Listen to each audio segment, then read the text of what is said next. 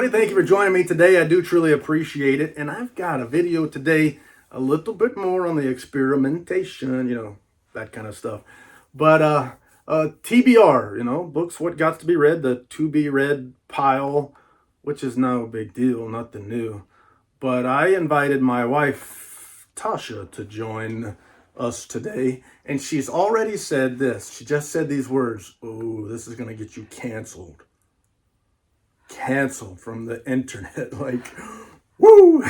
Anyway, we're going to talk about books, the books what got to be read. The books that we're about to read for my friends up north of the border. And I guess this would be the January TBR. But I've already kind of started one of them. February. I'm reading February. Yeah, February. There you go. January's almost over. There you go. You're right. I understand. I'm screwy. January's almost over. But one of them I already started. But I'm reading two books at once, which I don't do good at. So this one probably won't be finishing anytime soon. The other one is a book that my wife has forced upon me, and it's tough to deal with.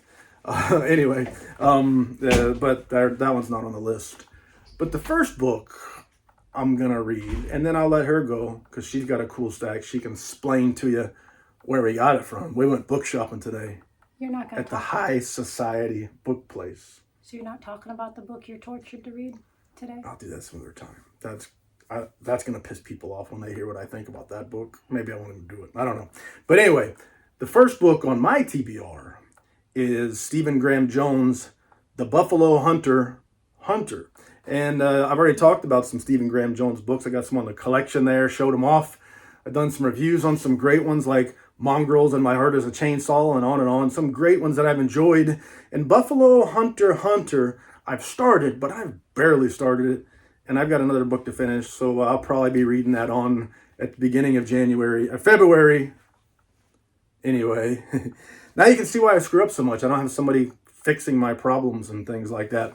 But the Buffalo Hunter is starting off as vintage Stephen Graham Jones. He's a Native American author who often has that in all parts of his stories. And the Buffalo Hunter is no different. And it started off in a really cool way. There's a lady in 2012 who's doing some research on a book on some writings that her ancestor, great-grandfather, was writing in 1912.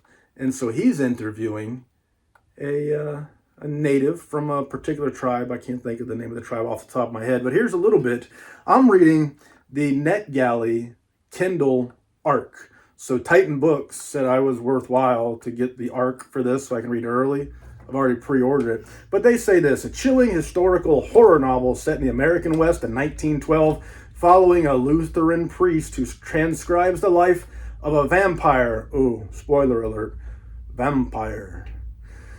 Who haunts the fields of the Blackfeet Reservation looking for justice. A diary written in 1912 by a Lutheran pastor is discovered within a wall. What it unveils is a slow massacre, a chain of events that go back to 217 Blackfeet dead in the snow, told in transcribed interviews by Blackfeet named Goodstab, who shares the narrative of the peculiar life over a series of confessional visits. This is an American Indian revenge story written by one of the new masters of horror, Stephen Graham Jones. And I've dug his stuff. I've loved every book I've read except one, and it was actually his most popular book, and I thought it was okay. But I'm a big fan, and I'm digging this one already, even though I've barely cracked the surface of what that is. So Tosh, we went book shopping today at a High Society bookstore. We stepped up a little bit our lot in lives to high class, maybe getting into that respectable middle, lower end of the society. Where did we go book shopping today? The Brooksville Airport Flea Market. Yes, the airport flea market. We had to get animal food and wander around and listen to karaoke and get hot dogs and warm sodas and books. So this time, Tosha was doing some shopping and she come home with a stack. So what's one of the books that you bought today to read? I don't know anything about any of the books I actually bought. Only one author, which is the same author that Tim's reading that he says I'm torturing him on.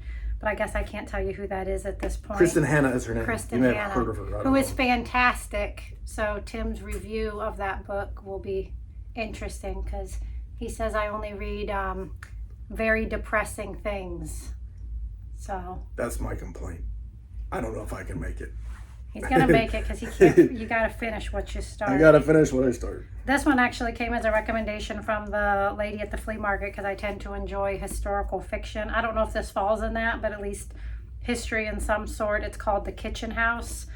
I don't know what it's about other than the little. She said it's basically about slavery. I can read the back. It says, at the turn of the 19th century on the tobacco plantation in Virginia, young white Lavinia, who was orphaned on her passage from Ireland, arrives on the steps of the kitchen house and is placed under the care of Belle, the master's illegitimate black daughter. Lavinia learns to cook, clean, serve food, and cherish the quiet strength and love of her new family. In time, Lavinia is accepted into the world of the big house, caring for the master's opium-addicted wife and befriending his dangerous yet protective son. She attempts to straddle the worlds of the kitchen and the big house, but her skin color will forever set her apart from Belle and the other slaves. Through the unique eyes of Lavinia and Belle, Kathleen Grissom's debut novel unfolds in a heartbreaking and ultimately hopeful story of class, race, dignity, deep buried secrets, and familial bonds. Is that what you were saying was going to get me canceled? Well, I don't know. Everything's cancel culture anymore. Yeah, you get so canceled it's for like... almost anything. It's hard to say. But that might do it for you. Sounds like a tough time at the office on that one. Yeah, sounds like it'll be a great book that you'll never consider reading. A great book because I joke with my wife, but she reads the deep, heavy stuff, and I don't. My shoulders ain't broad enough to carry that kind of emotional burden. So I tend to try to stay on the lighter side. But we made a deal. She read one of my books. Now I gotta read one of hers. And it's heavy. Well, let's be honest. I recommended that reader a long time ago, but it was one of your book buddies that recommended, and then you're like, all right, I guess since he said it's good, I'll read it. So she ain't lying. I just don't like the crap she's saying, that's all. That's the asterisk to that conversation. Asterisk. Yeah, that's a big word too. She reads good, by the way. She reads good. Me, I don't read so good. I just read. But yeah, Philip Fracassi. Ever hear of him? If you haven't, by all means hear of him. One of the best authors, in my opinion, walking God's green earth. I said something about my wife has hooked me into reading what's her name? Kristen Hannah book. And he said, oh, she's fabulous. She's amazing. You got to read this one and that one and the other and the other. And I was so I'm stuck. Had to read it. Anyway, it's good.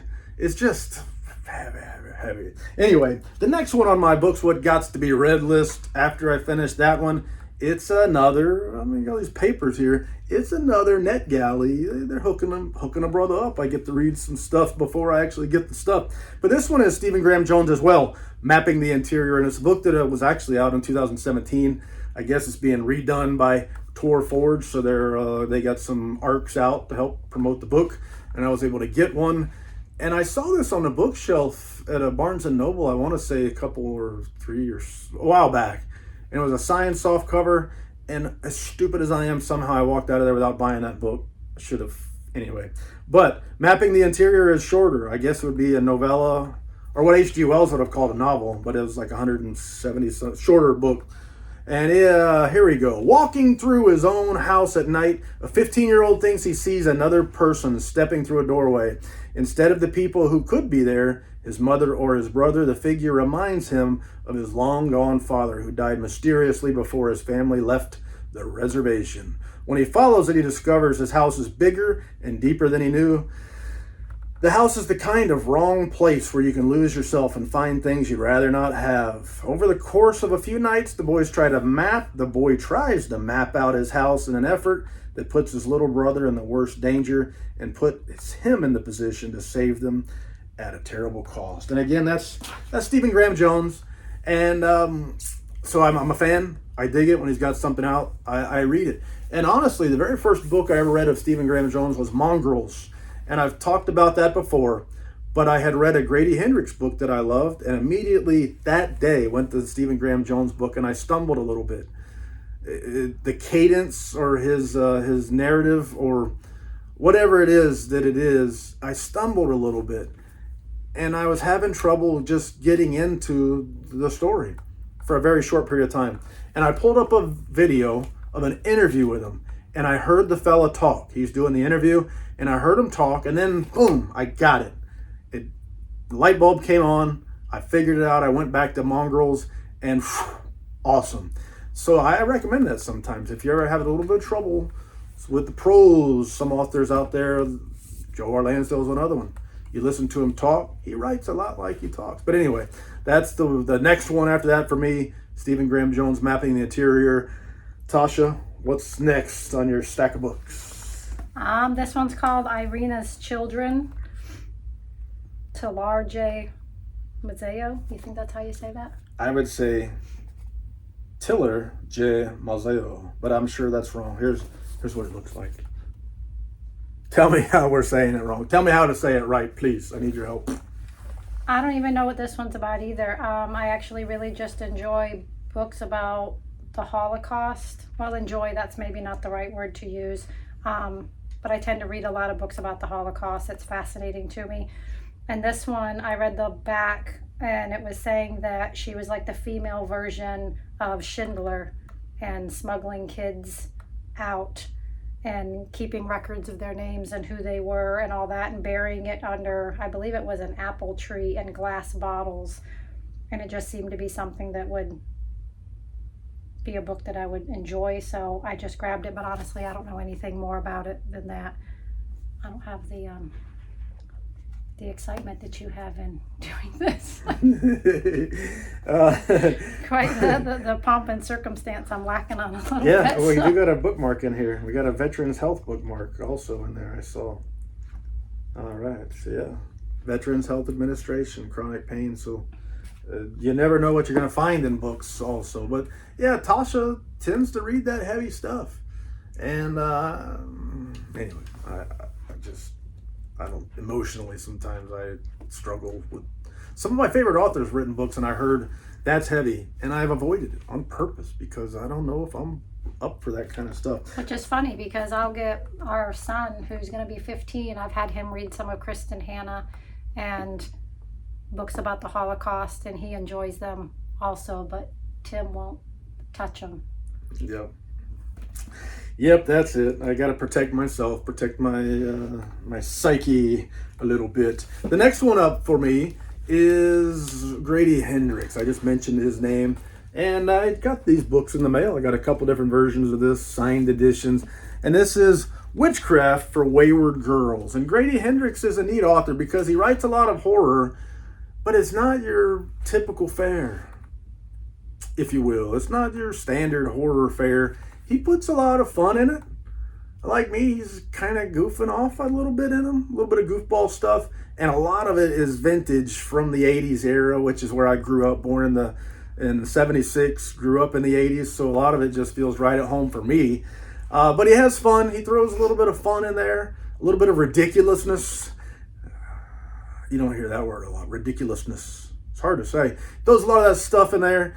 And so I have fun, but just know what you're getting into. He's not telling a straight horror story. Usually there's some quirks involved and such. But what is this book about? Well, let's see. They call them wayward girls, loose girls.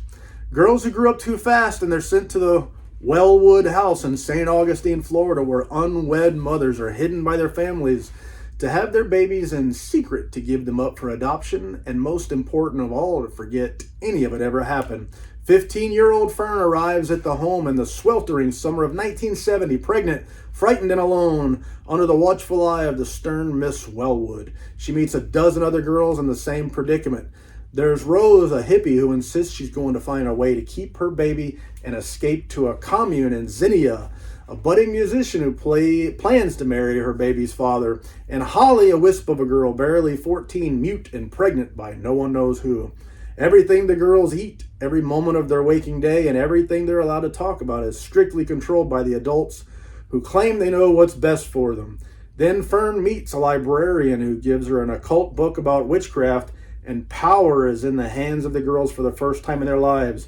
But power can destroy as easily as it creates, and it's never given freely. There's always a price to be paid, and is usually paid in blood. And I've met Grady Hendrix once at a library in Birmingham, Alabama, and it was a swell fella. He told some cool tales, was very nice and kind and entertaining, and signed 1 million books and stamped them. He did all kind of stuff. So he's a great fella, takes care of his readers, and he writes stuff that I've enjoyed. One book of his that I've read, I thought was good, not great. Every other book of his that I read was great.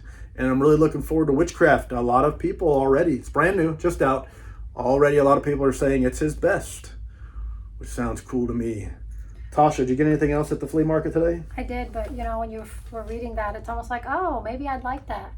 And then you got to the part about witchcraft. I'm like, maybe not. I mean, maybe. Blew it at the end. Maybe. Blew it at the end. The next one, another depressing one, Orphan Train by Christina Baker Klein.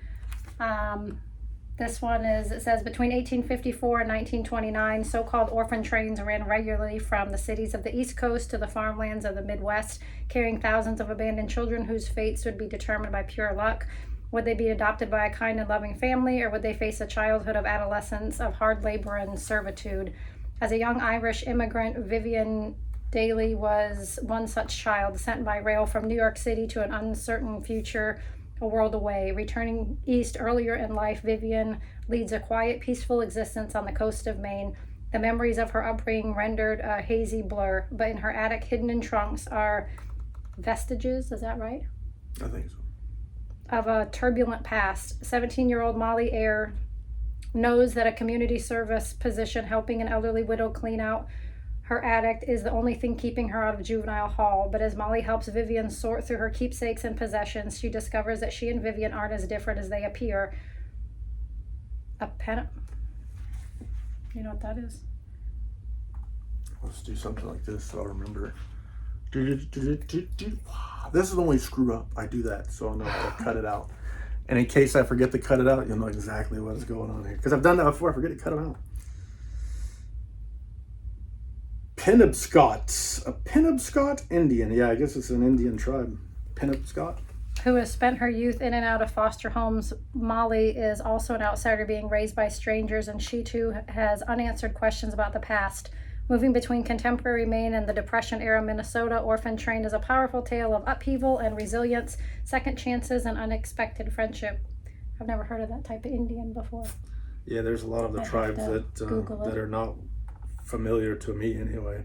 But that sounds almost like something that I wouldn't mind reading too much. But we'll let you try it first. That sounds so depressing, and you're willing to read that. I don't know. We'll see. Orphan I know Train. that I read heavy stuff, but you pointing it out to me is making me more aware of it. But I would pick up this book just for the pages. Oh yeah, this is what I've heard people say, deckled edges. The first time I ever bought a book like that, I got it and I thought, they screwed up my book, they messed it up, sent me this crap. It looks so and it was good. A signed book and all. And then a year or two later, I figured out that's the intended design. It does look cool. Looks like something you'd pick up off your grandparents' shelf from their childhood. That's neat. It does look cool. I've got a few that look like that. And they did it on purpose even. Well, the next one on my list is actually, I got my list all backwards here. But the next one on my list is a book from Winton. We were flea market shopping. Again, I picked up Treasure Island. Robert Louis Stevenson. I have not read Treasure Island. What a shame. I should have read it in school, but I wasn't into reading the crap in school that they told me to read. So books like this largely went unnoticed in my lifetime, but now I'm getting old and I figured out how to read the stuff that they tried to get me to read. So Treasure Island, I haven't even watched the movie. Suntup Editions is coming out with Treasure Island, I think. That's the rumor. If I'm wrong, I'm wrong. But anyway, maybe I ought to read it and see if it's one that I want to pick up. You know about Treasure Island, but when a mysterious stranger with a scar on his cheek dies, young Jim Hawkins ends up with a mysterious map of an island. I'm probably the only person that hasn't read this. He imagines that he is off on a wonderful sea adventure that will lead to a huge treasure. But once he sets sail with Mr. Livesey and the one-legged Long John Silver, the dream turns out to include greed, mutiny, and murder. And I've always loved Captain D's much better than Long John Silver, but I'm finally going to give him a shot. Anyway, that's Treasure Island. I might need to bump that up a little bit on the list. get reading. Hurry it up. Anyway, was that all the books you got, Tosh, or did you get more? I got one last one, which is Kristen Hannah, and I didn't look at anything about this. I just saw it was the author. I enjoyed everything I've read of hers. I skimmed it, and it's about a family that deals with the wife being deployed as a soldier and the husband being left home to be a single parent to 2 girls. But I'm sure it'll be good because everything of hers is excellent. Yeah, that's what Philip Fracassi said too. So maybe you and Philip ought to have a little conversation and leave me out of it. No. We have a good conversation because she's excellent. No, the book I'm reading is it's one you don't want to stop reading, and it's set in Alaska, and there's so much about it that is just wonderful. But it seems like it's just bad thing after bad thing after bad thing and bad thing and bad thing. And anyway, that's my only complaint. But she writes in such a way that you feel it, and that's what's so good about her. You don't feel like you're just scratching the surface. It's like it gets you. Yep, you're right. And number last, I just figured I'd do one more. Try to knock this in before the end of the month, and that is one of my favorite authors, Robert B. Parker, and a series that I was very late coming to the party in, and I'm up here now at Mortal Stakes. Growing up as a kid in the 80s, I would watch Spencer for Hire on TV with Robert Urich, and I really loved the show, and I loved Hawk. He was my favorite character in the show. He's actually pretty cool in the books too, only slightly different, but Robert Urich was one bad dude, and that's my kind of PI. But he's the stereotypical PI. The books are set back a little bit farther than the movies were, and he don't take no crap. He's kind of a wisecracker, like your noir stories ought to be. A wisecracking investigator trying to solve a mystery, trying to rescue somebody, trying to get out of trouble, whatever the case may be. Always seems to have an answer for every single problem. And so I'm looking forward to Mortal Stakes. And I've liked Robert B. Parker, everything he's done. The Jesse Stone series is also fabulous. Although I started reading that series first, liked it, then I started getting into the Spencer. And honestly, the people that for years have said that his Spencer stuff was better than his Jesse Stone stuff, they're right.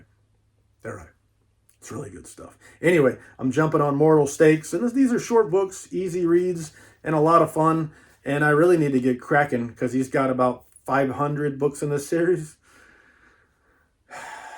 And I'm not getting any younger, so I got a bunch of them to read. But anyway, that's my TBR. Is that the rest of your pile? That's it. And so Tosha, here's a little thing about Tosha and when she reads. I read at a pretty steady clip, relatively slow. If Tasha's into a book, she'll read this book in a day. I mean, blam! She'll spend every waking moment and half of her sleeping moments reading a book. And if she's not really into a book, she'll spend 6 months reading that joker. She was reading a book today that I think she's been reading for 6 months. She just can't get into it. But is that about accurate? Yeah, I mean, maybe not 6 months, but when I start something, I do try to finish it. But you can definitely tell my interest level by commitment to the reading process for sure.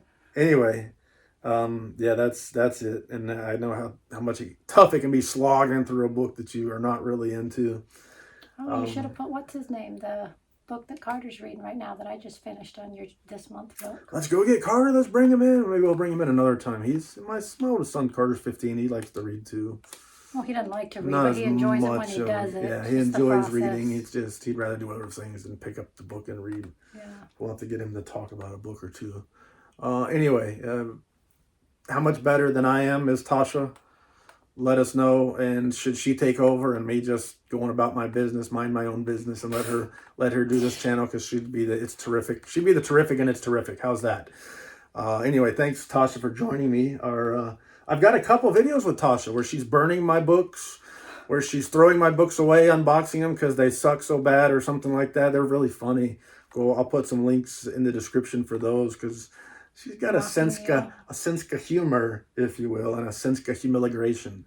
Well, the first one I did was just mocking you, and it was just purely for your entertainment. It was a one take, one and done, and Carter was my videographer. Yeah. And I did it just for, I think you were away out of town working, and I sent it just being stupid. I was in Jacksonville after work at a bookstore, and I pulled up my phone and started watching this video, and I was chuckling in the bookstore and people are like staring at me. It was just laughing anyway. It's on there. Thank you, Tosha. Thank you for your time. I do truly appreciate it. Now back to your regularly scheduled program, and thank you for watching. I do truly appreciate it. We'll see if we can get the Mrs. Terrific back in to do some of this kind of stuff. She's good. Anyway, I'm thinking of more lies to tell. So hey Tosh, can you do the C'est La Vie baby for me? Oh, it is. C'est La Vie baby. I thought I'd do something cool on these videos, and it really ain't cool, but now it's a habit, so I just do it anyway. Roman's done it for me. Did it.